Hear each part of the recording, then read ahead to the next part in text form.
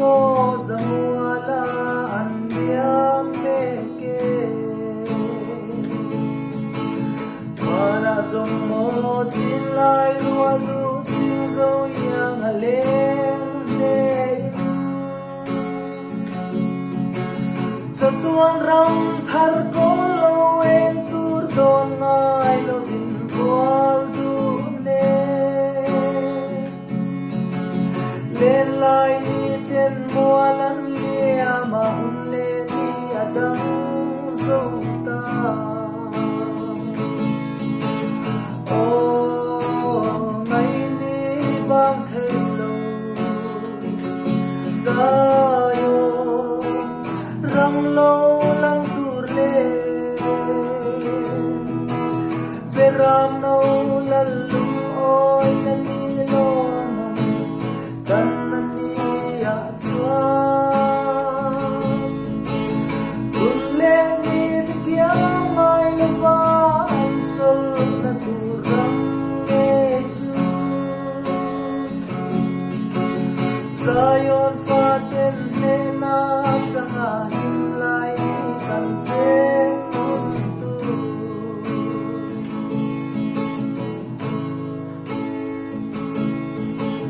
chung tur ni atyang chak yang kol moi len tu azi kim ten don in lung lam le na silung mo la riang chan landan thar zara kachan ke turam e chu min thir dire ka sing min pia le den sadai chia chuka shifya zorwa lova le ni adang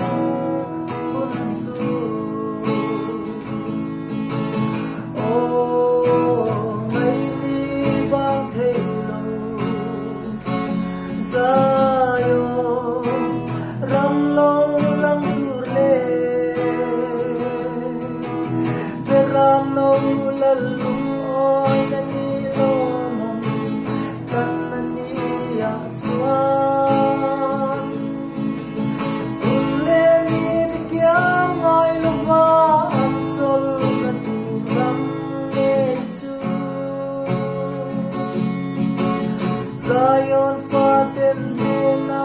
changa him lai ni kan chen hun tu oi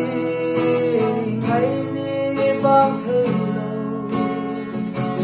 Zion ram lo lang tur le beram no lalum oi na ni lo mom kan na ni a chuan